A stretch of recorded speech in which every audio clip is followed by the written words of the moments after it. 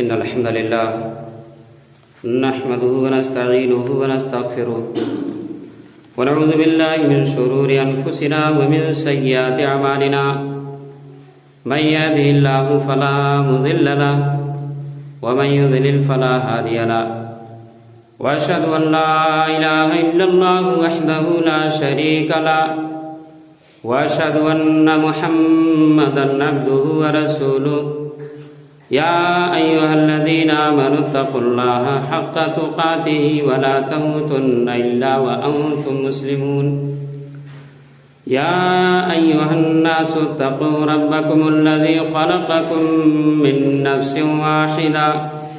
وخلق منها زوجها وبث منهما رجالا كثيرا ونساء واتقوا الله الذي تساءلون به والأرحام إن الله كان عليكم رقيبا يا أيها الذين آمنوا اتقوا الله وقولوا قولا سديدا يصلح لكم أعمالكم ويغفر لكم ذنوبكم ومن يطع الله ورسوله فقد فاز فوزا عظيما أما بعد فإن خير الحديث كتاب الله وخير الهدي هدي محمد صلى الله عليه وسلم وشر الأمور محدثاتها وكل محدثة بدعة وكل بدعة ضلالة وكل ضلالة في النار فأعوذ بالله السميع العليم من الشيطان الرجيم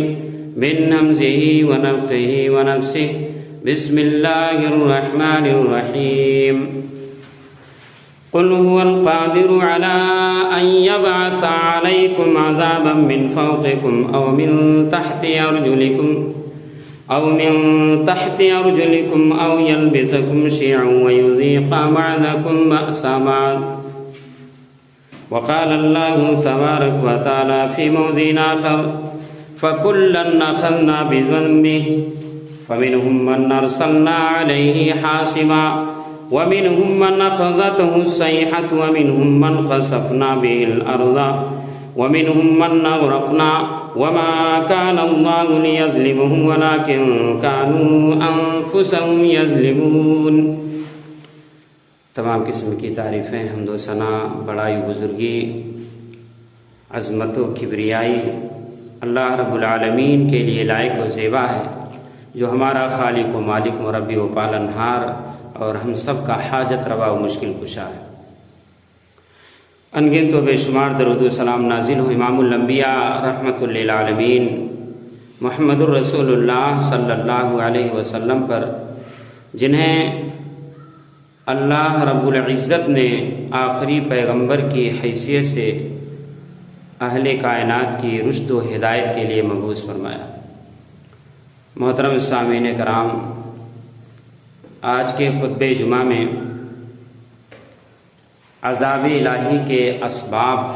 اس موضوع پر انشاءاللہ خطاب ہوگا، اس امید کے ساتھ کہ جن اسباب کی بنیاد پر، جن وجوہات کے سبب طرح طرح کی مشقتوں میں، تکلیفوں میں ہم گرفتار ہو چکے ہیں، جو کمیاں اور کمزوریاں دین کے اعتبار سے ہمارے اندر داخل ہو چکی ہیں، اور اس کی وجہ سے ہر طرح کے راحت و سکون سے ہم محروم ہوتے نظر آ رہے ہیں، اس کی نشاندہی کرنی ہے. مختلف قسم کے عذاب اللہ تبارک و تعالی عوام پر کب اور کیوں مسلط کرتا ہے، اس سلسلے میں انشاءاللہ باتیں سامنے آئیں گی. اللہ تبارک و تعالی نے پیغمبروں کو آسمانی ہدایات کو ان کے ذریعے ہم تک پہنچا کر یہ انتظام کیا ہے کہ اگر انبیاء و رسول کی ہدایات کو مد نظر رکھتے ہوئے ہم زندگی گزاریں گے اور ان برائیوں کو ہم چھوڑ دیں گے جن برائیوں کی وجہ سے گزشتہ قومیں مختلف عذابوں میں ہلاک و برباد کر دی گئی ہیں، تو ہم عذاب الہی سے محفوظ رہیں گے۔ لیکن اگر وہی غلطیاں ہم بھی دہرائیں گے، جن غلطیوں کی وجہ سے، جن خامیوں کی وجہ سے گزری ہوئی قومیں نیست و نابود کر دی گئیں، تو پھر وہی کیوں، ہم کیوں نہیں؟ مطلب یہ کہ عذاب صرف انہی پر کیوں محدود رہے گا، ہم پر یہ عذاب کیوں نہیں آئے گا؟ ظاہر سی بات ہے، اگر وہ غلطیاں ہم دہرائیں گے تو اسی عذاب میں ہم بھی پکڑ لیے جائیں گے، اور اللہ کی پکڑ بہت زبردست ہے۔ قرآن مجید کی آیت کریمہ تقریباً اکثر و بیشتر لوگوں کو یاد ہوگی۔ اللہ تعالیٰ نے فرمایا ان بطش ربک لشدید، تمہارے رب کی پکڑ بہت سخت ہے۔ رب کی پکڑ اس دنیا کے اندر ہو یا آخرت میں، اللہ کی پکڑ سے جائے مفر نہیں، جائے پناہ نہیں، کوئی اپنے آپ کو چھپا نہیں سکتا۔ دنیا کے اندر انسان کہیں پر کسی کا قتل کر دیا، پکڑے جانے کے ڈر سے ایک ملک چھوڑ کر کے دوسرے ملک میں چلا جاتا ہے، دور دراز جا کر کے اپنے آپ کو چھپا لیتا ہے، وقتی طور ہی کے لیے صحیح۔ کچھ لوگ تو ایسے ہیں نام وغیرہ تک تبدیل کر دیتے ہیں، پوری زندگی گزار لیتے ہیں۔ تو دنیا میں جرم کرنے کے بعد انسان خود کو بچا سکتا ہے، کچھ سہولتیں اس کے لیے، لیکن اللہ کی گرفت سے کوئی شخص نہ تو دنیا میں اپنے آپ کو بچا سکتا ہے نہ آخرت میں۔ غلط کام اگر کوئی کرے گا تو اللہ تبارک و تعالیٰ کی نظر ہر ایک کے عمل پر ہے۔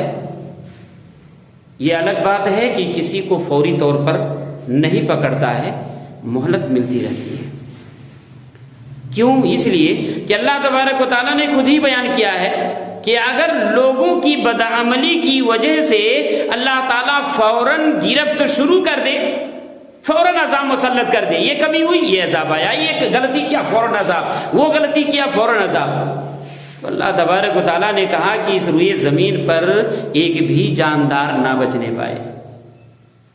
انسانوں کی آبادی، عذاب آئے گا، انسان ہلاک و برباد ہوں گے، اللہ کی دیگر مخلوق بھی ہلاک و برباد ہوگی۔ ہر انسان کی زندگی میں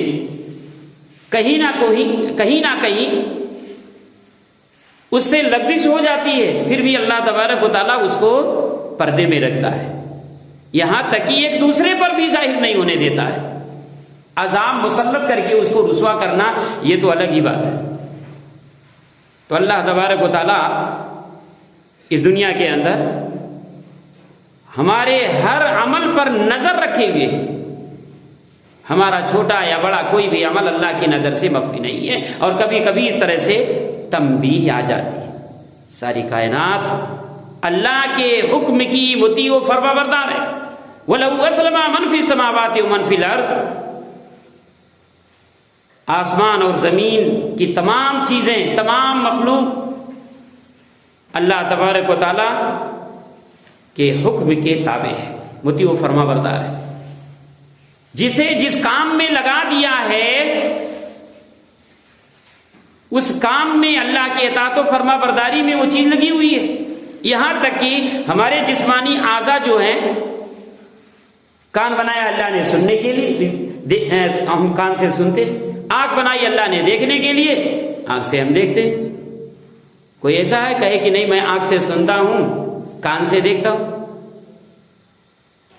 تو یہی چیز بتائی گئی ہے کہ کائنات کی ہر ایک چیز اللہ کے حکم کے تابع ہے۔ اور ایک اور مقام پر اللہ تبارک و تعالیٰ نے فرمایا کہ اگر کسی پر عذاب مسلط کرنا ہوتا ہے تو کون سی چیز اللہ تبارک و تعالیٰ اپنی فوج بنا کر کے حکم دے دے کہ اس پر حملہ آور ہو جاؤ، کچھ پتہ نہیں۔ وَمَا يَعْلَمُ جُنُودَ رَبِّكَ إِلَّا هُوَ، اللہ تبارک و تعالیٰ کے لشکروں کو اس کے سوا کوئی نہیں جانتا ہے۔ یہ ہوا ہمارے لیے بہت ضروری ہے، آکسیجن ہم سے ملتا ہے، لیکن اگر اللہ تبارک و تعالیٰ اس ہوا کو حکم دے دے کہ تجھے آکسیجن پہنچانے کا کام نہیں کرنا ہے بلکہ اب اٹھا اٹھا کے پٹکنا ہے، سب کو ختم کر دینا ہے، تیز و تند ہوا چلا سکتا ہے۔ ہوا یہ اللہ کا لشکر ہے، حکم دے دے تو یہی ہوا تمام انسانوں کو آنن فانن ختم کر دے۔ فاما سمود فاہلکوا بالطاغیہ، قوم سمود ہلاک ہوئی اپنی سرکشی کی وجہ سے۔ واما عاد فاہلکوا بریح صرصر عاتیہ، واما عاد، قوم عاد سخت تیز و تند طوفانی ہوا کے ذریعے، ایک آندھی کے ذریعے ہلاک کی گئی قوم عاد۔ وَإِلَىٰ عَادٍ أَخَاهُمْ هُودًا، ہود علیہ السلام کو اللہ نے قوم عاد کی طرف بھیجا، فَكَذَّبُوا، تکذیب کی، اور ان کے اندر ایک برائی یہ بھی تھی کہ جب کسی سے وزن کر کے لینا ہوتا کوئی سامان تو پورا لیتے، اور جب دینا ہوتا تو اس کے اندر کمی کر دیتے، ڈنڈی مارتے، یہ برائی تھی۔ اللہ تبارک و تعالیٰ نے سرکشی کی وجہ سے، تکذیب حق کی وجہ سے، شرک میں مبتلا رہنے کی وجہ سے، ایک دوسرے کے حق حقوق ادا نہ کرنے کی وجہ سے، ڈنڈی مارنے کی وجہ سے اللہ نے ان کو ہلاک کر دیا۔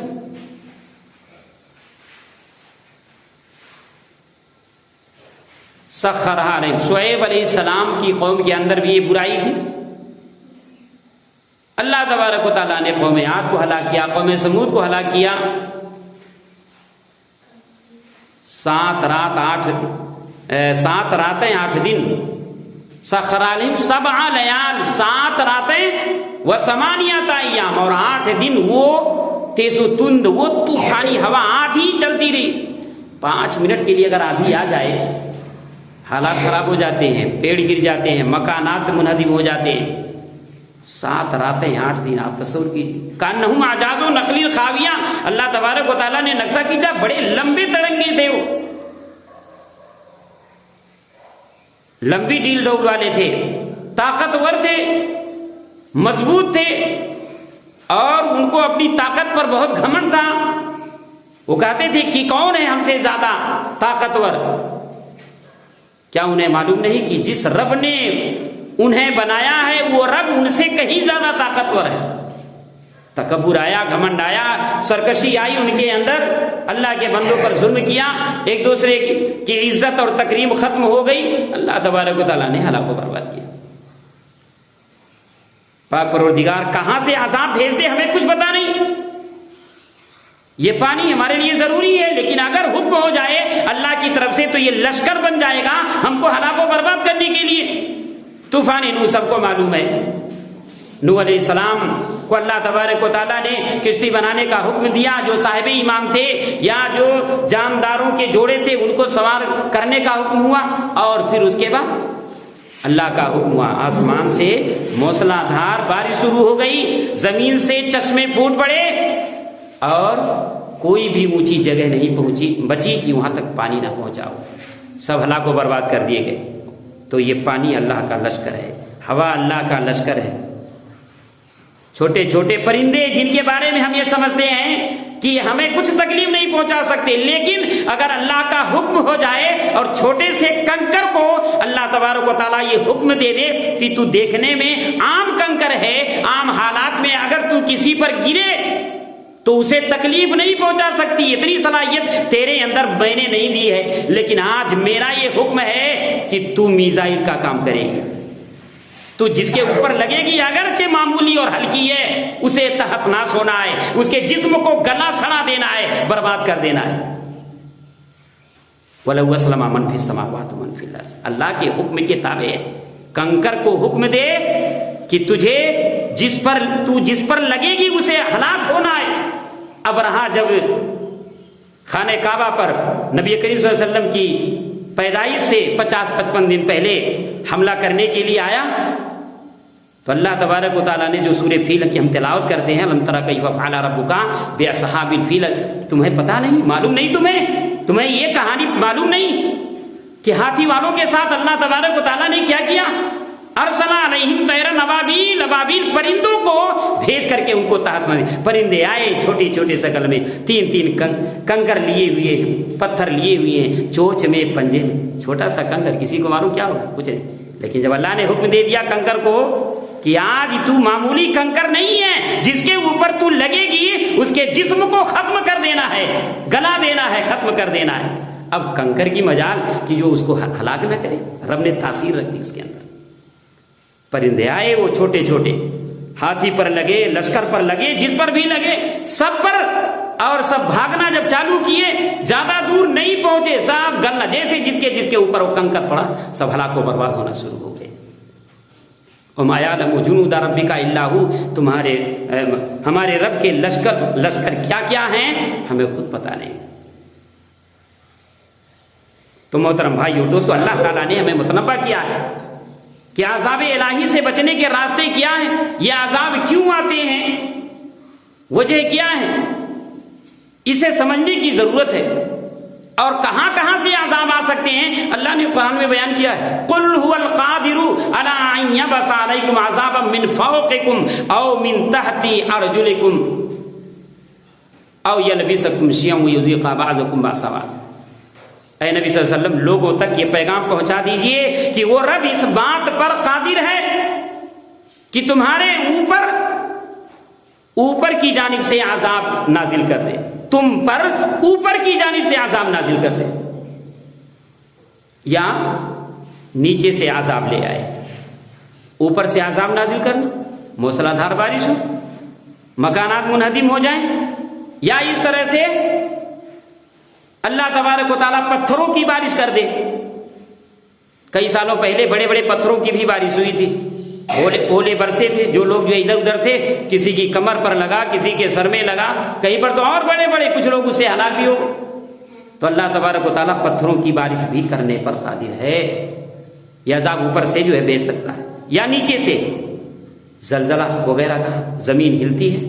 مکانات منہدم ہو جاتے ہیں، ختم ہو جاتے ہیں. او یلبسکم شیئا، یا آپس میں تمہیں لڑا دے، ایک دوسرے کو مار رہا، دوسرا تیسرے کو مار رہا ہے، آپس میں لڑتے رہو، تمہارا راحت و سکون سب ختم ہو جائے. یہ عذاب ہے کہ ہم آپس میں میل و محبت کے ساتھ نہ رہ سکیں، ایک دوسرے کے خلاف ہماری زبان چلے، ہمارے ہاتھ پیر چلیں، اور اس طرح سے ایک دوسرے کے پیچھے لگے رہیں، قتل و خوری جی تک نوبت آ جائے. اس سلسلے میں آیتیں موجود ہیں. سرکشی کس چیز سے؟ اللہ کی اطاعت و بندگی سے سرکشی، اس کی حکم عدولی، یہ اللہ تبارک و تعالیٰ کو ناراض کرنے کا ذریعہ ہے. اور ہر گناہ جس سے اللہ ناراض ہوتا ہے ہمارے لیے دنیا میں اور آخرت دونوں جہان میں عذاب کا ذریعہ بن جاتا. اللہ کی ناراضگی ہمارے لیے عذاب کا ذریعہ ہے.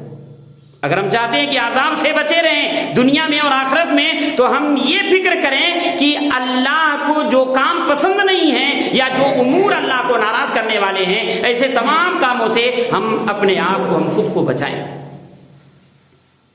کیونکہ اللہ تبارک و تعالیٰ نے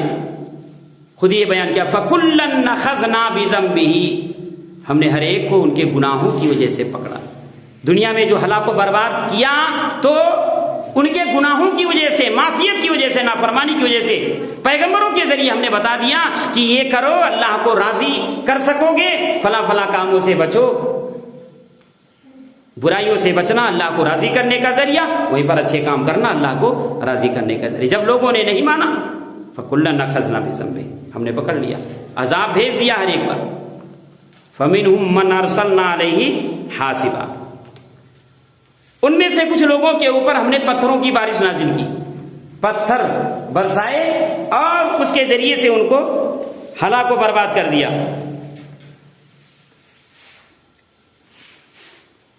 اسی طرح سے کچھ لوگوں کو ہم نے زمین میں دھسا دیا، اور کچھ لوگوں کو چیخ نے آ دبوچا، زبردست بڑی بھیانک چیخ پیدا ہوئی. اللہ تبارک و تعالیٰ کے حکم سے جبریل علیہ السلام نے آواز لگائی، لوگوں کے کلیجے پھٹ گئے، اور اس طرح سے ہلاک و برباد. وَمِنْهُمْ مَنْ خَسَفْنَا بِهِ الْأَرْضَ، اور کچھ لوگوں کو زمین میں دھسا دیا، زمین پھٹی، زمین کو اللہ نے حکم دیا اور زمین نے پکڑ لیا۔ وہ کون سے گناہ ہیں، کون سے اسباب ہیں؟ زلزلے وغیرہ کے خاص طور تکبر، یہ ایسی بری صفت ہے کہ اس کی وجہ سے اللہ تبارک و تعالیٰ کا ایک خاص عذاب اور وہ زلزلہ، زمین میں دھسائے جانے کا عذاب مسلط ہوتا ہے۔ قارون کے بارے میں مشہور ہے، قرآن کی آیت ہے کہ ایک بڑی تعداد اس کے خزانے کی چابیاں لے کر کے چلتی تھی، بہت گھمنڈ تھا۔ کہنے والوں نے اسے کہا اللہ نے تیرے اوپر احسان کیا ہے، جو ضرورت مند ہے تو ان کا خیال کر۔ قال انما اوتیت علی علم، اس نے کہا کہ میں اپنی قابلیت کی بنیاد پر یہ سب حاصل کیا ہوں، کسی کو نہیں دوں گا۔ تکبر اس کے اندر آیا، گھمنڈ آیا اس کے اندر۔ اللہ تبارک و تعالیٰ نے زمین کو حکم دیا اور اس طرح سے وہ دھس گیا۔ مسلم شریف کی روایت، نبی کریم صلی اللہ علیہ وسلم نے کہا یہ زمین میں دھسانے کا جو عذاب ہے، نبی کریم صلی اللہ علیہ وسلم نے فرمایا تم میں سے پہلے لوگوں میں ایک شخص بہترین جس کے بال تھے اور اچھے لباس میں تھا، دو عمدہ چادروں میں ملبوس اکڑتے ہوئے گھمنڈ میں چل رہا تھا۔ تکبر کی بات بتا رہا ہوں، کتنی بری صفت ہے۔ بال بہت بہترین ہے، اس کے پاس دو ازار ہیں بہت بہترین ہیں، گھمنڈ میں تکبر کے انداز میں وہ چل رہا ہے۔ اللہ نے حکم دیا زمین کو، زمین نے پکڑ لیا، دھسا دیا۔ تھوڑی دور دھسا ہے، مسلم شریف کی روایت ہے تجلجل الی یوم القیامہ حتی تقوم الساعہ، وہ قیامت تک یوں ہی دھستا جائے گا، دھس رہا جا رہا ہے، قیامت تک دھستا رہے گا۔ تو پتہ یہ چلا تکبر یہ ایسی بری صفت ہے کہ جو زلزلے کا ذریعہ اور سبب بن جاتی ہے۔ تکبر زلزلے کا ذریعہ اور سبب بن جاتا ہے۔ آج کتنے ایسے لوگ ہیں، کسی کو اپنی قابلیت پر گھمنڈ ہے، کسی کو اپنی دولت پر گھمنڈ ہے، کسی کو اپنے حسن پر گھمنڈ ہے، کسی کو اپنے علم پر گھمنڈ ہے، ہر ایک چیز، یہاں تک کہ اچھا کپڑا پہن لیا اور سینہ تان کر کے ایسے انداز میں کہ لگتا ہے کہ ان کے سامنے اب کوئی ہے ہی نہیں۔ نبی کریم صلی اللہ علیہ وسلم نے فرمایا اللہ نے یہ جو نعمتیں دی ہیں رب کی مرضی کے مطابق استعمال کرو، ایسے انداز میں ان نعمتوں کا استعمال نہیں ہونا چاہیے کہ جس سے سامنے والے کی تحقیر و تذلیل ہو، یہ سب چیزیں نہیں ہونی چاہیے۔ تو گھمنڈ کسی بھی چیز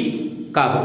چاہے دولت کا ہو، علم کا ہو، عہدے کا ہو، پوسٹ کا ہو، یا چلنے کے انداز میں ہو، یہاں تک کہ لباس کے اوپر بھی اگر کوئی فخر کرے، تکبر اور گھمنڈ کا اظہار کرے، یہاں تک کہ اپنے حسن پر گھمنڈ ظاہر کرے، اپنے بالوں پر تکبر اور گھمنڈ ظاہر کرے، تو یہ سب وہ بری خصلتیں ہیں کہ جو ہمیں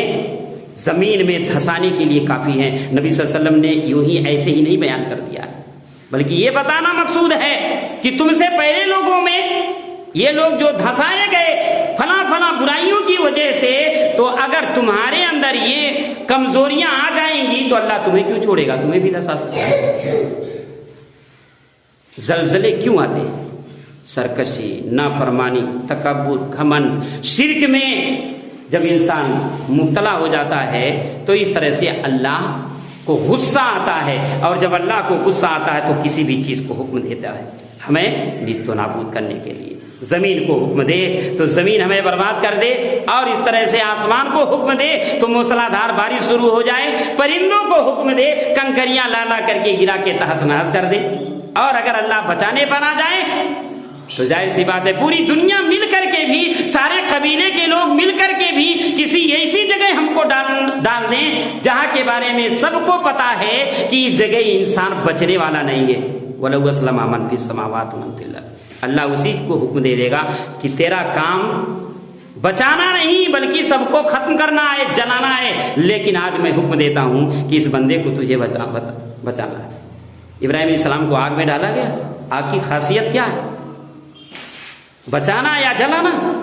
سب کو معلوم ہے، لیکن جب اللہ کا حکم ہو جائے قلنا یا نار کونی بردا وسلاما علی ابراہیم، ہم نے کہا کہ اے آگ تو ابراہیم علیہ السلام پر ٹھنڈی اور سلامتی والی بن جا، تیرا کام جلانا نہیں، لیکن میرا حکم آج یہ ہے، تیرا کام جلانا ہے لیکن میرا حکم یہ ہے کہ تجھے ابراہیم کو نہیں جلانا ہے۔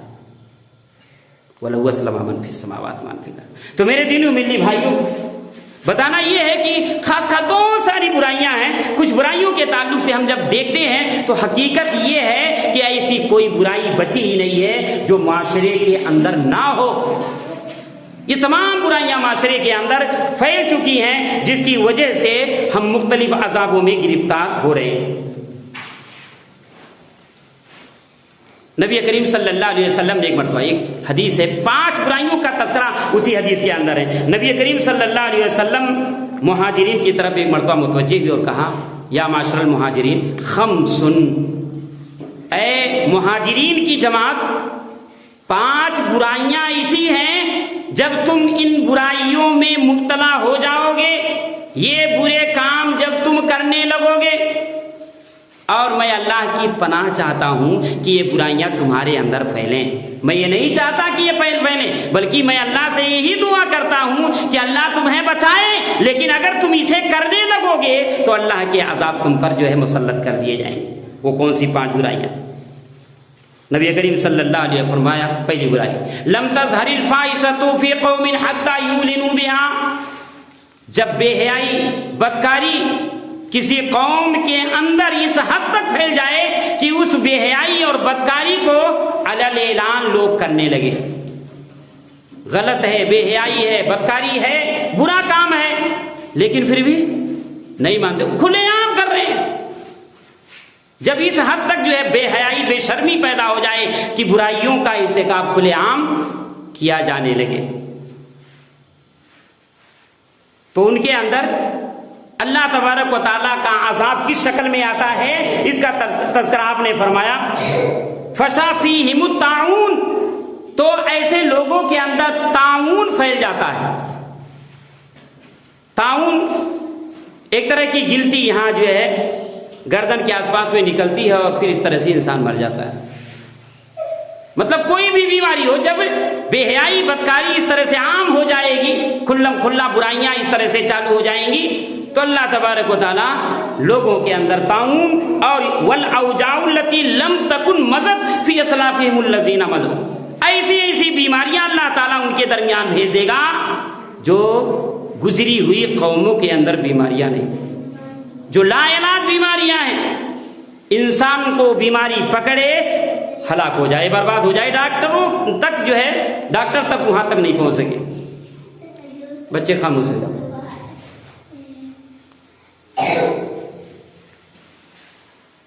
اب اس سلسلے میں یہ دیکھیے کیسی بے حیائیاں، کیسی برائیاں ہم خود اندازہ لگا سکتے ہیں، کیسی بے پردگی ہے، عریانیت ہے، لو اسٹوریز ہے، یہاں تک کہ مطلب جو ہے مسلمان غیر مسلم کے درمیان ان سب چیزوں کو لے کر کے کتنے خرافات ہوتے ہیں، بھاگنا، شادی بیاہ کرنا، کتنی بے حیائیاں، برائیاں پھیلی ہوئی ہیں معاشرے کے اندر، ہم دیکھ سکتے ہیں۔ اسی طرح سے نبی کریم صلی اللہ علیہ وسلم نے فرمایا، وَلَمْ يَنْقُصُ الْمِكْيَالَ وَالْمِيزَانَ إِلَّا أُخِذُوا بِالسِّنِينَ، جب لوگ ماپ تول میں کمی کرنے لگیں گے، وزن کر کے کسی کو دینا ہے، وزن کر کے کسی سے لینا ہے، تو لینے کے وقت تو پیمانہ اچھا ہونا چاہیے، دینے کے وقت ڈنڈی مارنے، تو ناپ تول کر کے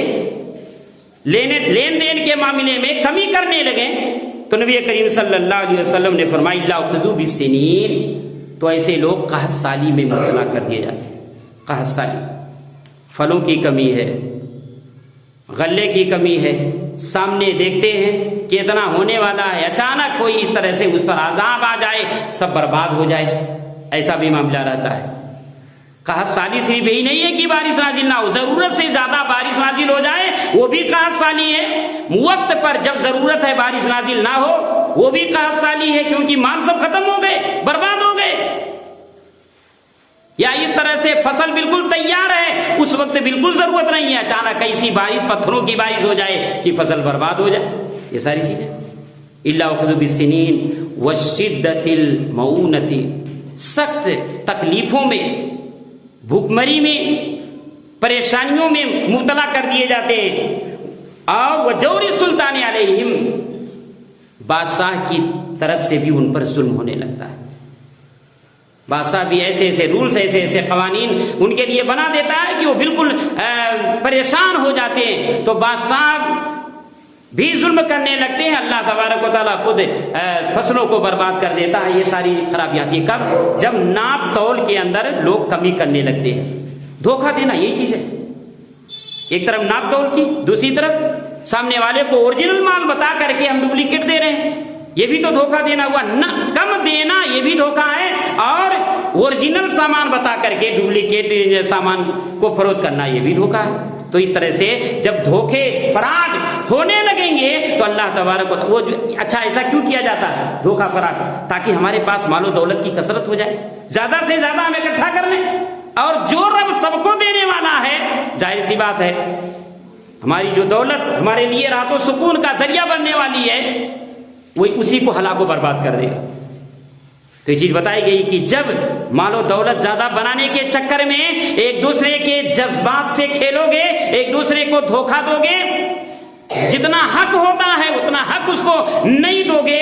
تو پھر جو کچھ تمہیں فائدہ ہونے والا ہے، تمہیں برکتیں ملنے والی ہیں، وہ چیزیں نہیں ملیں گی۔ بارش روک لوں گا، یا جب بارش نہیں ہونی ہے اس وقت بارش نازل کر کے تمہاری سب جو ہے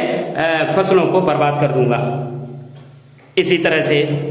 وَلَمْ يَمْنَعُوا زَكَاةَ أَمْوَالِهِمْ إِلَّا مُنِعُوا الْخَطَرَ، یہ بھی عذاب کی ایک شکل ہے کہ جب لوگ زکات سے دور بھاگیں گے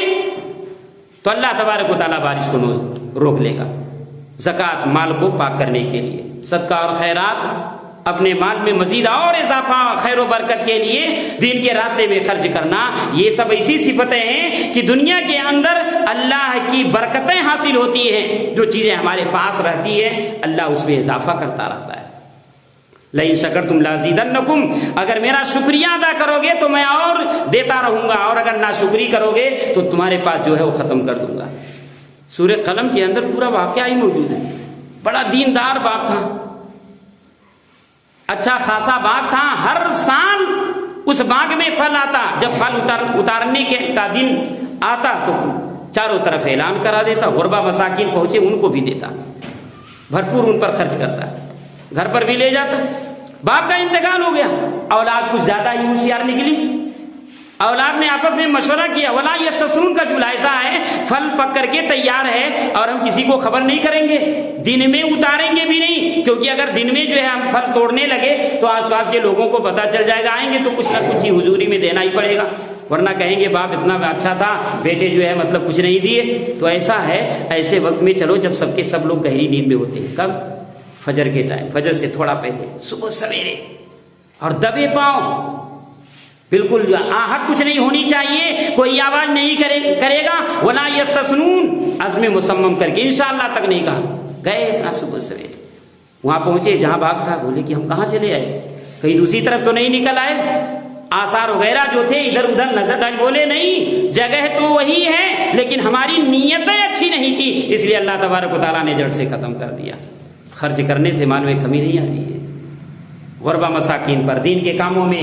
ضرورت کے کاموں میں اس طرح خرچ کرنے سے اللہ خوش ہوتا ہے۔ اور جہاں ہم مکمل طور پر مال و دولت کو سمیٹ کر کے اپنی دنیا رنگین بنانے کے لیے خرچ کرنے کے بارے میں سوچیں گے، اپنے ایمان کی مضبوطی کے لیے، بچوں کی اصلاح و تربیت کے لیے، غربا مساکین کی ضرورت کے لیے مساجد اور مدارس کس طرح سے قائم رہیں، اس کے لیے جب جذبے ٹھنڈے ہو جائیں گے تو جو کچھ ہم بنانا چاہیں گے اس میں برکت نہیں ہوگی، بلکہ بنتے بنتے بھی کام بگڑ جائے گا۔ یہی چیز بتائی گئی۔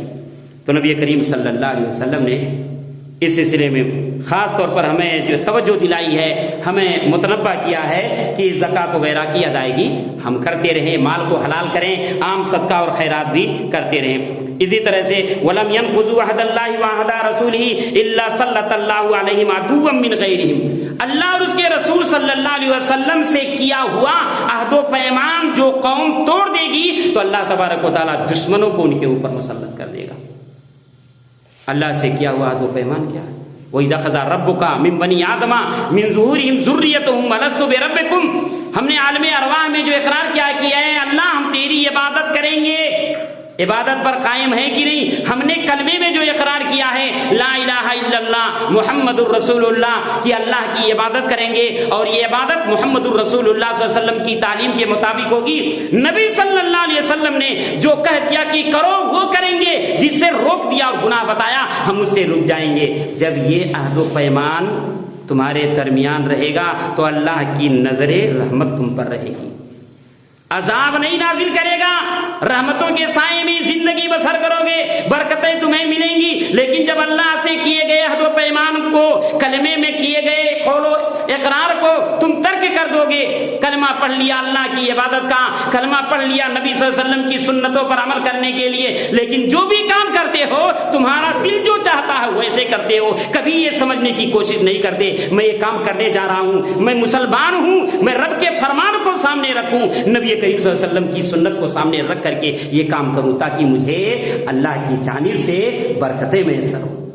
مرضی اپنی چلاؤ گے تو رب کی رحمتوں اور برکتوں کو نہیں پاؤ گے، لیکن کوئی بھی کام کرنے سے پہلے رب کے فیصلے کو سامنے رکھو گے، نبی صلی اللہ علیہ وسلم کی سنت کو سامنے رکھو گے تو اس کام کے اندر خیر و برکت ہوگا، وہ کام تمہارے لیے باعث راحت و سکون ہوگا، وہ کام تمہارے لیے باعث اجر و ثواب ہوگا، وہ کام تمہارے لیے باعث عزت و افتخار ہوگا، دنیا میں بھی عزت پاؤ گے اور آخرت میں بھی عزت پاؤ گے۔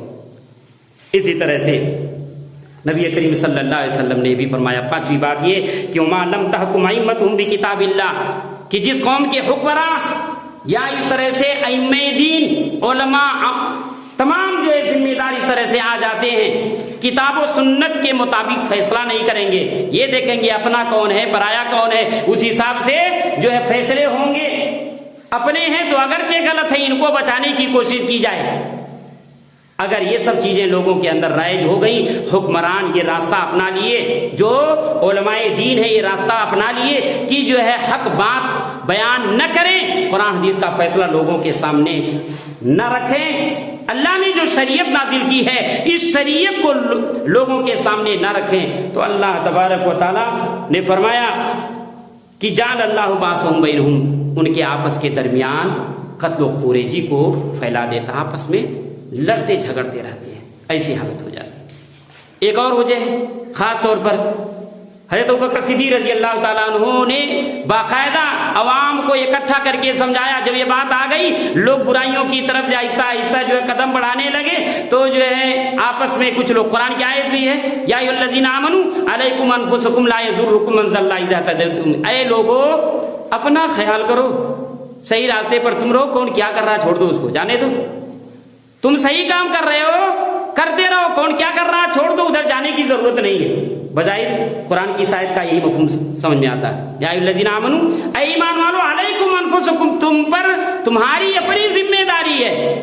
لا یضرکم من ضل اذا اهتدیتم، جو گمراہ ہے غلط راستہ اپنا لیا ہے اس کی گمراہی تمہیں نقصان نہیں پہنچا سکتی، جانے دو، اس کو نہیں مان رہا ہے، تم تو صحیح کر رہے ہو، اکیلے اللہ اللہ کیا کرو، عبادت کرتے رہو۔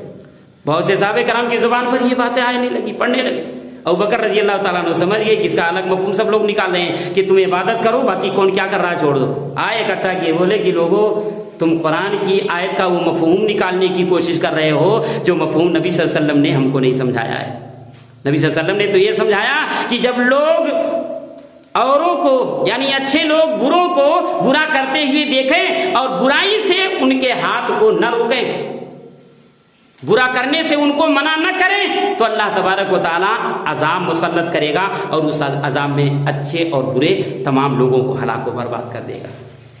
یہ آیت ایسے موقع کے لیے نہیں ہے کہ شروع ہی میں اس کو چھوڑ دو، سمجھاؤ، اپنی طاقت بھر ان کو بتاؤ، صحیح راستے کی طرف دعوت دو، لیکن پھر بھی نہیں مان رہے ہیں، ڈٹے ہوئے ہیں، حالت اس حد تک پہنچ گئی ہے کہ اس طرح سے خرافات معاشرے کے اندر جو ہے پیدا ہو رہے ہیں، سمجھانے سے معاملات اور بگڑتے جا رہے ہیں، تو آپ سمجھا دیے، اب ان کو ان کی حالت پر چھوڑ دو، ورنہ یہ نہیں ہے کہ تم صرف عبادت میں لگے رہو ان کو چھوڑ دو،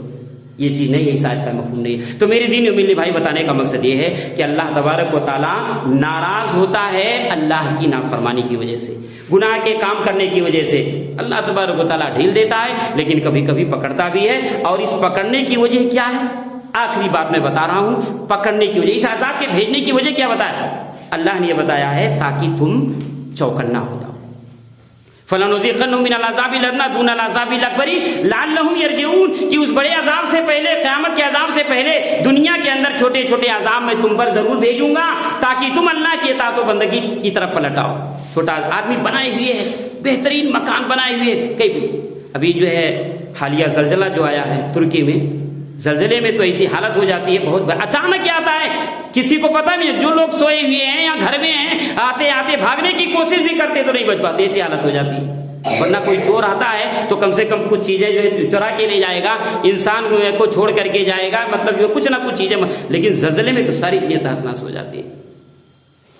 تو اللہ تبارک و تعالیٰ کی جانب سے یہ پکڑ ہے، جو لوگ موجود ہیں ان کے لیے درس عبرت ہے، جو لوگ اس میں شہید ہو گئے، دیندار تھے، وہ جو ہے اپنی نیت کے مطابق جو ہے اس طرح سے اچھی حالت میں اٹھائے جائیں گے، اور جو لوگ برا کام کر رہے تھے ان کے لیے وہ عذاب ثابت ہو گیا۔ تو اللہ تعالیٰ نے فرمایا کہ بڑے عذاب سے پہلے دنیا کے اندر چھوٹے چھوٹے عذاب بھیجیں گے تاکہ تم اس سے نصیحت حاصل کرو۔ دنیا میں تم نے کوئی چیز بنائی ہے، اچانک نقصان ہو گیا، کتنی پریشانی، کتنی الجھن، کتنے ٹینشن میں تم پڑ جاتے ہو، جبکہ تندرستی پر اگر تم بچ گئے ہو، تمہاری دولت خراب ہوئی ہے، تمہارا گھر خراب ہوا ہے، تم تو ہو کما سکتے ہو، پھر سے سب کچھ بنا سکتے ہو، لیکن وہ دن یاد کرو کہ جب اللہ تعالیٰ کا فیصلہ آ جائے اور وہاں پر حساب و کتاب میں اللہ یہ کہے کہ یہ جہنمی بن کر کے آیا ہے، اس کے اعمال اچھے نہیں، اس کو جہنم میں ڈالو، تب کیا کرو گے؟ کیا اچھا عمل کر سکو گے؟ وہاں پر کوئی موقع رہے گا نہیں۔ تو یہ چھوٹے چھوٹے عذاب اللہ تبارک و تعالیٰ دنیا کے اندر اس لیے بھیجتا ہے تاکہ بڑے عذاب سے بچنے کے لیے ہم اپنے اعمال کی اصلاح کر لیں، اپنے ایمان کی اصلاح کر لیں اور اس طرح سے صحیح راستے کی طرف